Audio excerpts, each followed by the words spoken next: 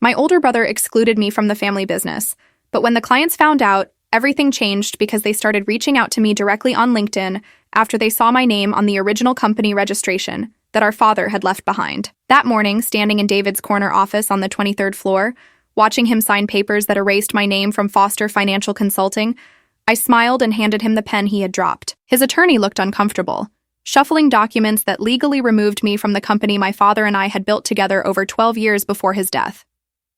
David leaned back in the leather chair that used to be our father's, the Portland skyline stretching behind him through floor-to-ceiling windows. "This is just business, Rebecca. Nothing personal. The company needs one clear leader. And let's be honest, you were always better at the people side than the actual financial strategy."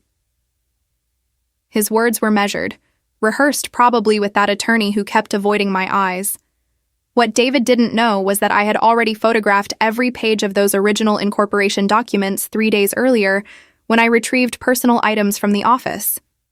The documents clearly listed Robert Foster and Rebecca Ann Foster as co-founders, with succession plans my father had drafted specifically to prevent exactly what David was attempting.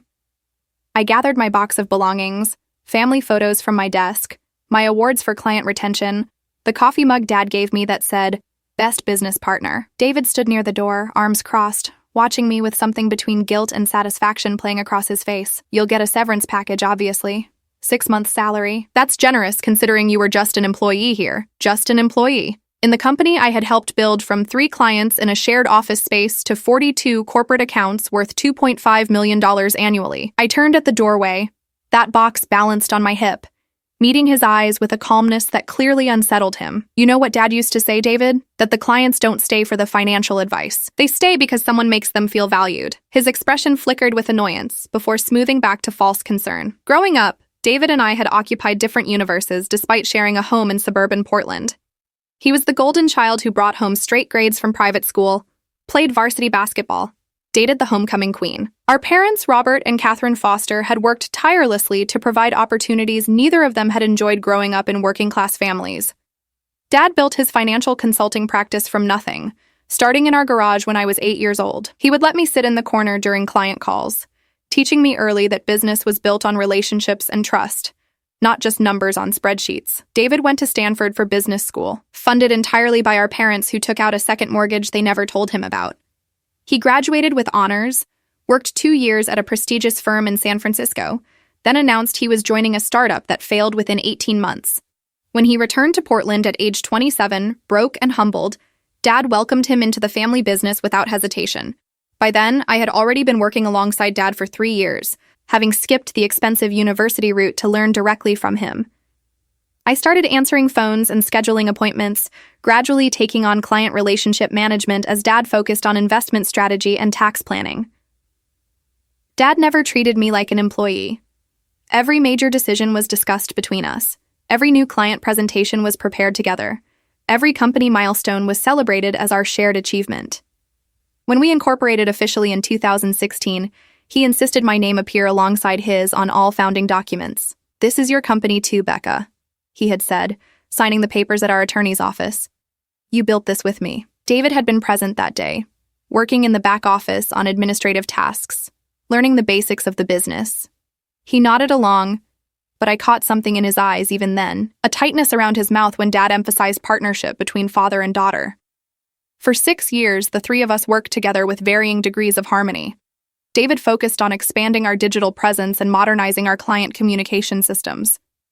He was talented with technology and marketing, skills Dad and I lacked, but he struggled with client retention, often coming across as condescending or impatient when elderly clients asked basic questions. More than once, I smoothed over situations where David's curtness had offended long-term accounts.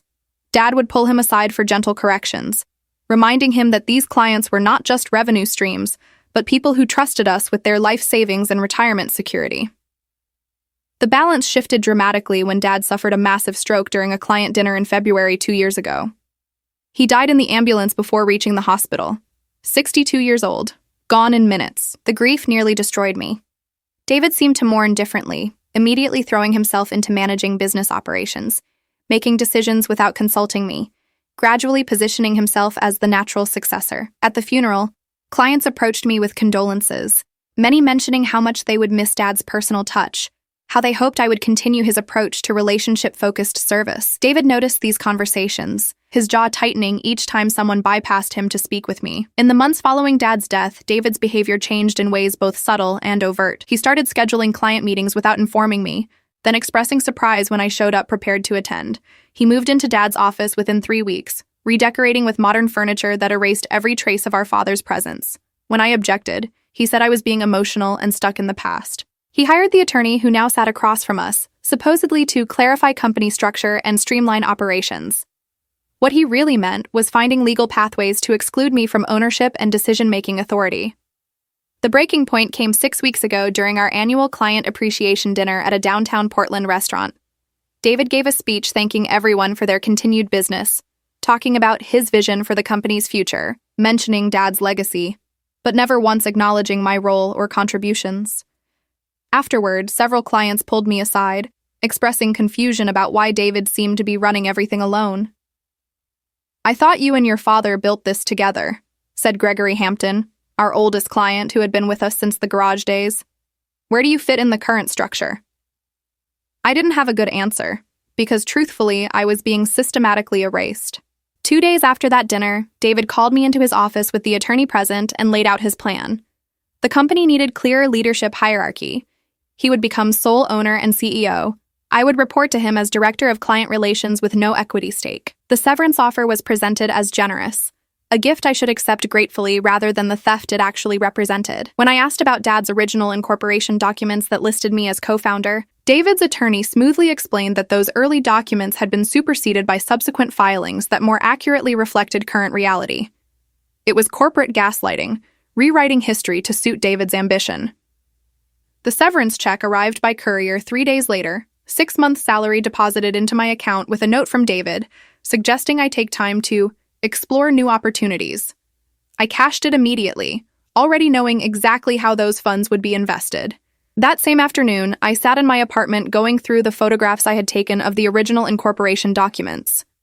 Every page was crystal clear, showing Dad's signature next to mine, the legal language explicitly establishing Foster Financial Consulting as a partnership between Robert Foster and Rebecca Ann Foster, with David listed only as an employee hired in 2016. My LinkedIn profile had remained largely dormant over the years since Dad and I focused on relationship-based client acquisition rather than digital networking. But the platform contained something invaluable that I had forgotten about until scrolling through my connections that evening.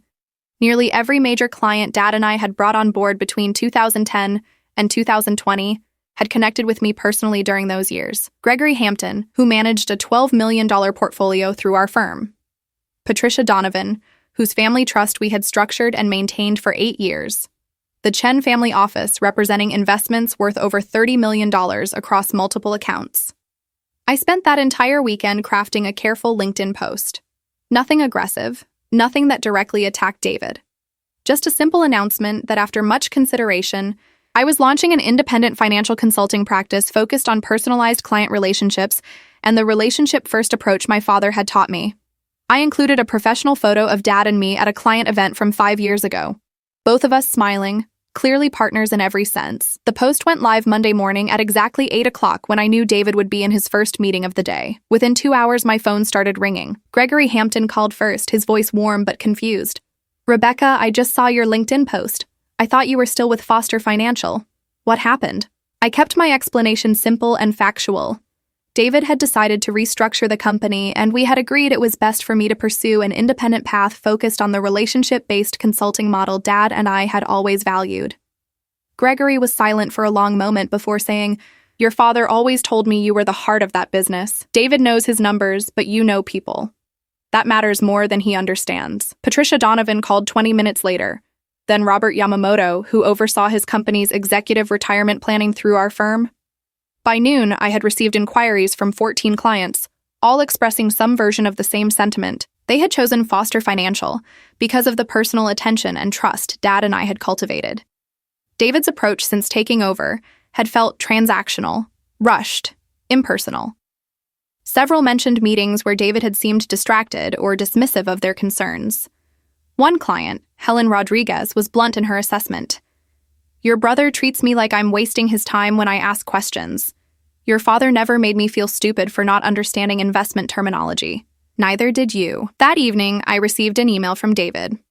The subject line read, "Highly inappropriate behavior," and the message accused me of soliciting clients in violation of my severance agreement. I read the attached legal document carefully, noting that the non-compete clause only prevented me from directly soliciting clients for 6 months, and only within a 50-mile radius of Portland. Clients reaching out to me based on public LinkedIn posts fell into a gray area his attorney had apparently not anticipated. I responded professionally, noting that I had made no direct contact with any Foster Financial clients and had simply announced my new independent practice. If clients chose to reach out to me, that was their autonomous business decision. David called immediately after receiving my email, his voice tight with barely controlled anger. "You know exactly what you're doing, Rebecca. This is sabotage." I let him vent for 30 seconds before calmly responding. "I'm building my own business, David, just like Dad did 30 years ago. You wanted sole control of Foster Financial, and you have it. What clients choose to do with their accounts is between them and you." The line went quiet except for his breathing. "Those incorporation documents you photographed, they don't mean anything. The company evolved, structures changed." I smiled into my phone. "Actually, David, those documents mean quite a lot to the clients who remember Dad talking about his daughter as his business partner. Funny how people remember things differently than you'd prefer." By the end of week 2, 23 clients had formally requested meetings with me to discuss transitioning their accounts to my new independent practice. David's attorney sent a cease and desist letter threatening legal action if I continued to interfere with Foster Financial client relationships.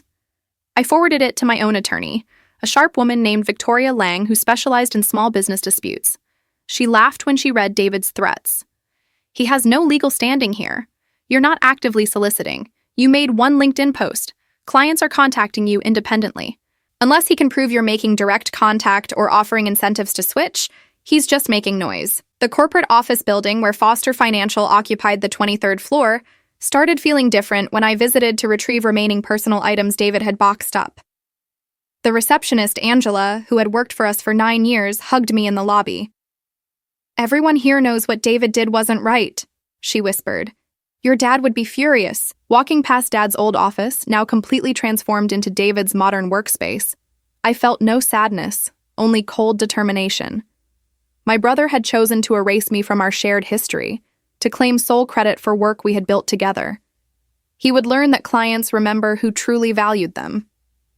3 months after my forced exit from Foster Financial, I operated from a small but professional office space I had leased in Portland's Pearl District. The location was deliberate, close enough to downtown corporate clients but far enough from David's building to avoid any appearance of proximity-based solicitation. My practice had grown to include 31 former Foster Financial clients who had formally transferred their accounts, representing approximately 40% of the firm's total revenue base. David's calls and emails had progressed from angry to desperate, offering to bring me back in an advisory capacity, which I declined without discussion. What David didn't understand was that I wasn't simply stealing his clients.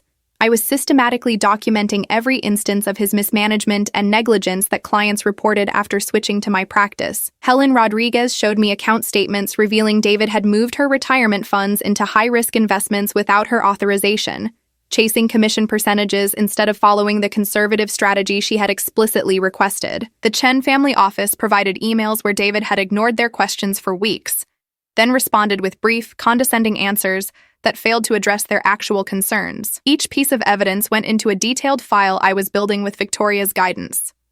We weren't pursuing a lawsuit yet, but the foundation was being carefully laid. Victoria explained that if we could demonstrate a pattern of fiduciary negligence and breach of client trust, combined with documentation that David had illegally forced out a co-founder, we could potentially not only sue for my rightful share of the company, but also report him to the Oregon Division of Financial Regulation for ethics violations. "Your brother made a critical mistake," Victoria said during one strategy session. "He assumed clients would stay because of the company name. He didn't realize they stayed because of the relationship, and that relationship was primarily with you and your father." I began spending evenings carefully reviewing every client interaction from the past 2 years, cross-referencing with the detailed notes I had always kept in my personal database. Dad had taught me early to document everything. Not out of paranoia, but as a professional practice. Those notes now revealed a clear pattern. Accounts I had personally managed showed consistent satisfaction scores and retention rates above 95%. Accounts David had taken over after Dad's death showed declining satisfaction, with multiple clients requesting to switch account managers before ultimately leaving the firm entirely when they learned I was gone. In October, I received an unexpected phone call from Marcus Reeves, a financial industry journalist who wrote for a respected Portland business publication. He had heard through industry channels about the unusual client exodus from Foster Financial Consulting and wanted to understand what was happening. I met him for coffee, carefully measuring every word. I didn't trash David or make personal attacks. Instead, I simply told the factual story. My father and I co-founded the company. After his death, my brother restructured to exclude me, despite original incorporation documents showing clear partnership. Clients who valued relationship-focused service followed me to independent practice. Marcus took notes throughout our conversation, occasionally asking clarifying questions. Do you have documentation of the original incorporation? I pulled up the photographs on my phone, showing him page after page of legal documents with Dad's and my signatures, the partnership structure, the succession plans. Marcus photographed the screen with my permission. And your brother's position is what exactly? I handed him printed copies of David's attorney's letters, the severance agreement, the cease and desist threats. Marcus read them carefully before looking up with something like anger in his eyes. This is a story about legacy and what happens when someone tries to rewrite history for personal gain. The article published 3 weeks later under the headline, Family Business Divided, When Succession Plans Fail and Founders Are Erased. It was balanced and factual, presenting both sides but letting the documented evidence speak clearly. David's attorney had provided a statement claiming the company restructuring was a mutual agreement and that I had chosen to pursue independent opportunities. But Marcus had also interviewed 5 former clients who went on record describing their experiences, the shift from personalized service under my father's and my management to transactional interactions under David's sole leadership. The business community response was immediate and brutal for David. 3 more clients called me the day after publication, requesting information about transferring their accounts. LinkedIn messages arrived from financial professionals I had never met, expressing support and offering networking connections. One message came from Patricia Donovan's attorney, asking if I would consider serving as financial consultant for 2 additional family trusts his firm managed. The revenue projections Victoria and I had prepared showed my independent practice would surpass Foster Financial's current annual earnings within 6 months. David tried a different approach in early November, showing up unannounced at my office. Angela had warned me he was coming, having overheard him telling his assistant where he was headed. I had Victoria join me via video call for the conversation. David looked terrible. Dark circles under his eyes, his usually meticulous appearance disheveled. We need to talk about ending this war, he said, slumping into the chair across from my desk. The business is suffering. I'm suffering. Can't we find some middle ground? I let the silence stretch before responding. What middle ground did you offer me when you forced me out, David? When you tried to erase me from the company Dad and I built?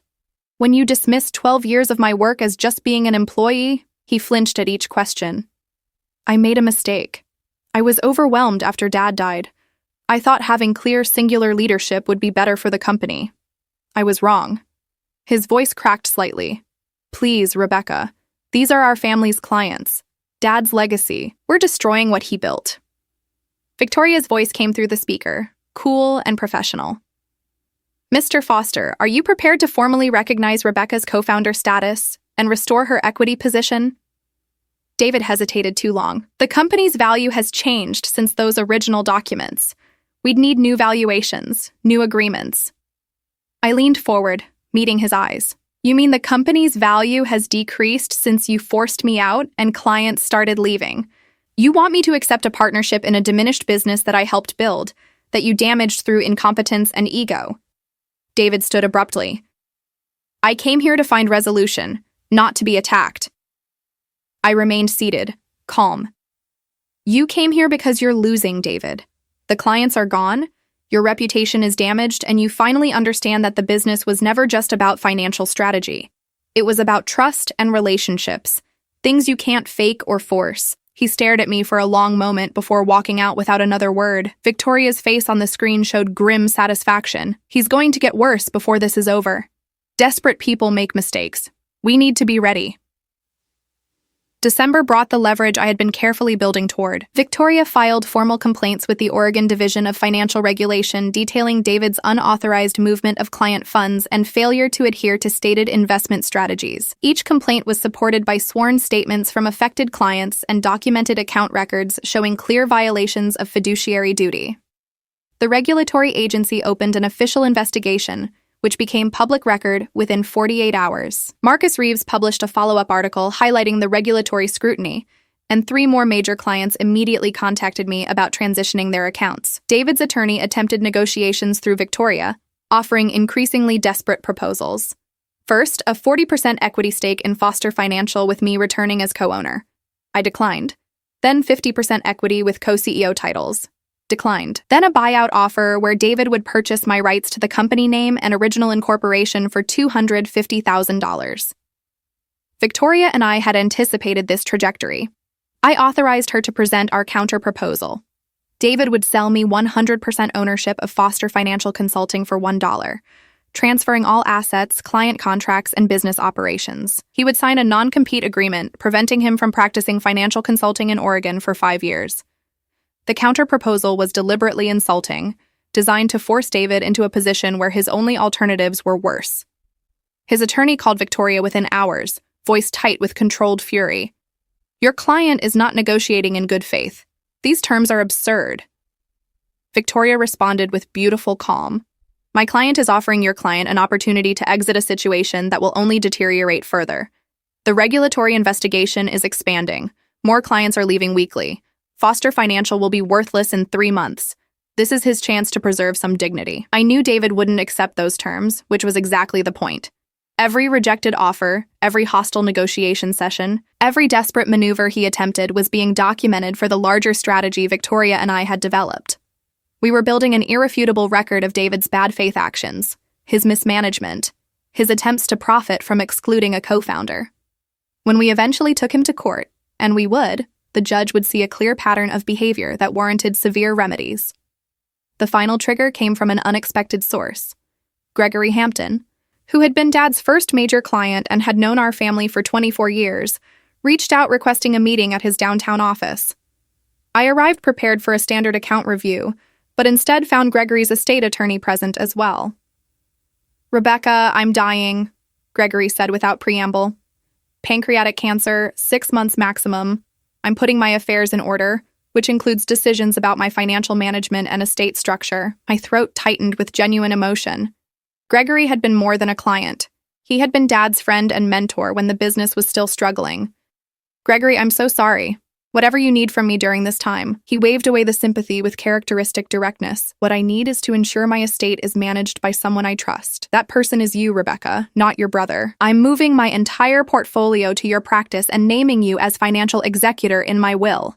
But I'm also doing something else." His attorney slid a document across the table. "Mr. Hampton is providing a sworn affidavit detailing his experiences with Foster Financial under your brother's management, including specific instances of negligence and unprofessional conduct. He's also documenting his relationship with your father and you, confirming your role as co-founder and essential business partner. This will be submitted as evidence supporting your regulatory complaint and any future legal action against your brother." Gregory met my eyes. "Your father was my friend.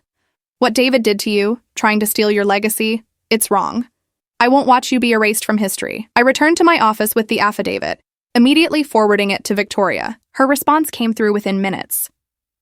"This changes everything. With Hampton's testimony and standing in the business community, we can accelerate the regulatory action and file civil suit simultaneously. David's business is finished. Are you ready to go nuclear?" I typed my response carefully. "Burn it all down." The coordinated attack launched the following Monday. Victoria filed a comprehensive civil lawsuit seeking restoration of my co-founder status, 50% equity in Foster Financial, and damages for lost income and reputational harm. Simultaneously, the expanded regulatory complaint with Gregory's affidavit hit David's attorney's desk. Marcus Reeves received an exclusive interview where I spoke on record for the first time about the full scope of David's actions, the systematic erasure, the client mismanagement, the betrayal of Dad's legacy. The article published with the headline, "Financial Consultant Accused of Ousting Sister Faces Regulatory Probe and Lawsuit."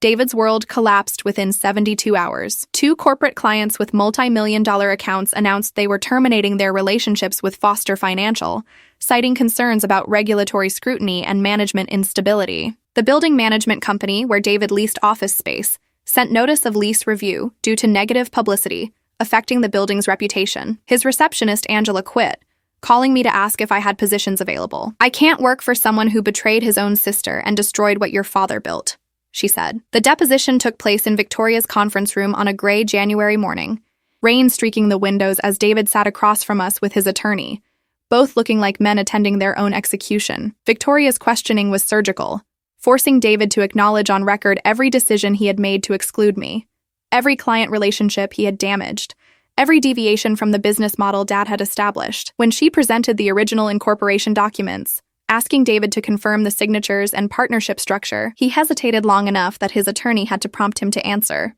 "Those documents reflected an early stage of the business," David finally said, his voice lacking its usual confidence. Victoria smiled without warmth. "So you acknowledge that your sister Rebecca was a legal co-founder of Foster Financial Consulting?" Another hesitation. "She had a role, yes, but the business evolved." Victoria placed Gregory Hampton's affidavit on the table. "Mr. Hampton, your father's longest-standing client, states unequivocally that Rebecca Foster was essential to the business's success and was recognized by your father as a full partner. Do you dispute Mr. Hampton's characterization?" David's attorney intervened, suggesting a break, but the damage was done. The deposition transcript would show David unable to definitively deny my co-founder status, while simultaneously unable to justify my exclusion on any legitimate business grounds. When we reconvened, Victoria shifted to the regulatory complaints, walking through each instance of client fund mismanagement. David's explanations grew increasingly desperate, blaming software errors, claiming miscommunication, suggesting clients had misunderstood authorized strategy shifts. "Mr. Foster, are you aware that unauthorized movement of client funds constitutes a serious breach of fiduciary duty?" Victoria asked, her tone conversational. David's attorney objected to the question, but David answered anyway. "I never intentionally violated any client's trust. I was making what I believed were sound investment decisions." Victoria placed 3 account statements side by side. Yet Mrs. Rodriguez's account, which she explicitly designated as conservative and low risk, was moved into speculative technology stocks that lost 37% of value in 6 weeks. Can you explain how that aligns with her stated investment goals? The deposition lasted 4 hours, ending with David visibly shaken and his attorney requesting immediate settlement discussions. Victoria allowed a brief sidebar conversation before David's attorney made their offer. David would acknowledge my co-founder status and agreed a 50-50 equity split with both of us serving as co-CEOs going forward. I watched David's face as his attorney presented this, seeing desperation mixed with humiliation. Victoria looked at me, eyebrows raised in question. I leaned forward slightly. "Declined. Our terms haven't changed. Full ownership transfer for $1, 5-year non-compete." David exploded, standing so abruptly his chair tipped backward. "You're destroying everything Dad built. He would be ashamed of you." The words hung in the air before I responded, my voice quiet but sharp as surgical steel. "Dad would be ashamed of the son who tried to erase his daughter from their shared legacy, who damaged client relationships through arrogance and incompetence, who betrayed every value Dad taught us about integrity and trust." David's face went pale. "I'm offering you a way out, David. Take it while you still can, because what comes next will be so much worse." His attorney pulled him back down, whispering urgently. After a tense moment, they requested 24 hours to consider our terms. Victoria agreed, ending the deposition with crisp professionalism. After they left, she turned to me with something like admiration. "You know he might accept? If he does, you'll own everything. The business, the client contracts, all of it." I nodded slowly. "And if he doesn't accept, the regulatory investigation will likely result in his license suspension. The lawsuit will proceed to trial where every piece of dirty laundry will be public record, and the business will be completely destroyed anyway." David's answer came through his attorney the next afternoon. He would accept our terms with one modification. The company name would change to avoid association with his professional record going forward. Victoria called me immediately. "He's trying to save face by making it seem like a mutual decision rather than complete surrender. Do you care about the name?" I thought about Dad's legacy, about what the Foster name represented. "Tell him yes. He can have that small dignity, but the ownership transfer is absolute.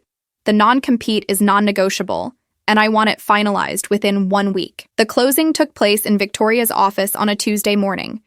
David signed page after page, transferring ownership, relinquishing all rights, acknowledging the non-compete terms. His signature appeared shaky compared to the bold strokes he had used on the documents excluding me 6 months earlier. When the final page was signed and notarized, Victoria handed me a folder containing complete ownership of what had been Foster Financial Consulting. I looked across the table at David, seeing the broken man who had tried to steal my legacy and failed spectacularly. "You can leave now," I said quietly. David stood, his attorney gathering papers. At the door, he turned back. "I hope you're happy, Rebecca. You got everything you wanted." I met his eyes without wavering. "I got what I built, David.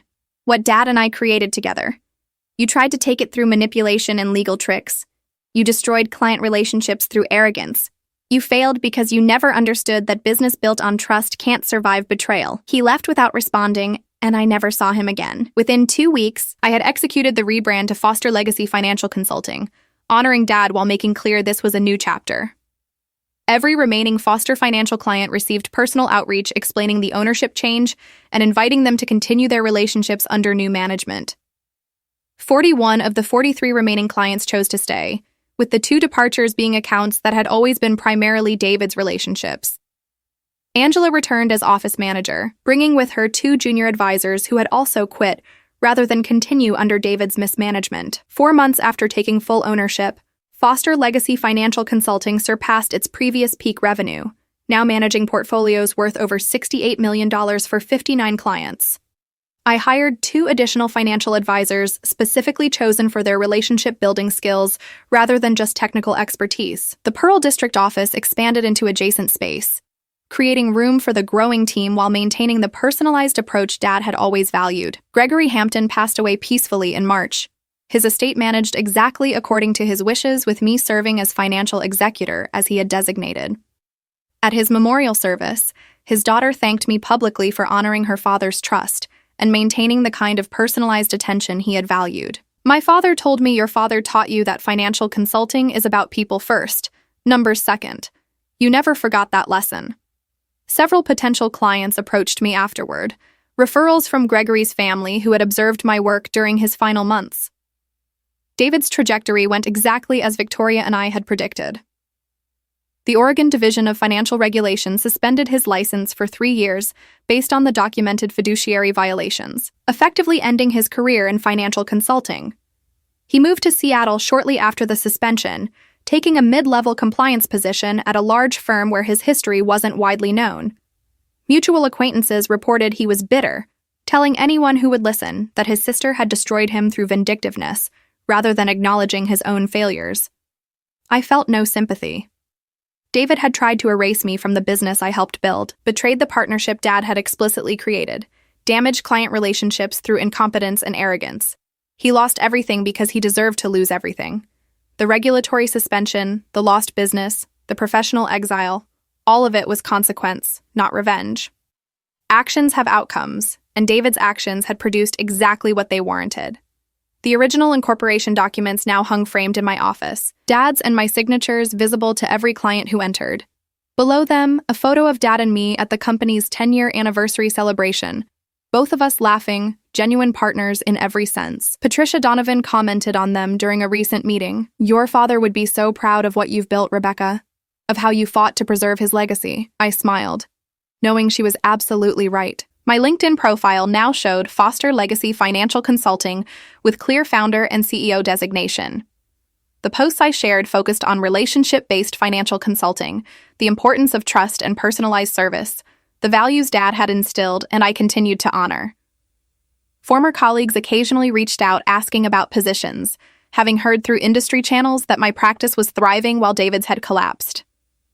I evaluated each inquiry carefully, hiring only those who demonstrated genuine commitment to client relationships over transaction volume. David never contacted me after the ownership transfer. No apology, no acknowledgement of wrongdoing, no attempt at reconciliation. His absence from my life was permanent and intentional on both sides. He had shown his true character when given power, choosing exclusion and betrayal over partnership and honor. Some people reveal themselves completely when tested, and David's revelation had been definitive. He lost a sister, a business, and a legacy because he valued control over integrity. The industry reputation I built stood in sharp contrast to David's fallen status. Speaking invitations arrived from financial planning conferences interested in my approach to client relationship management. A regional business publication featured me in an article about successful women entrepreneurs, noting how I had overcome family business conflict to build a thriving, independent practice.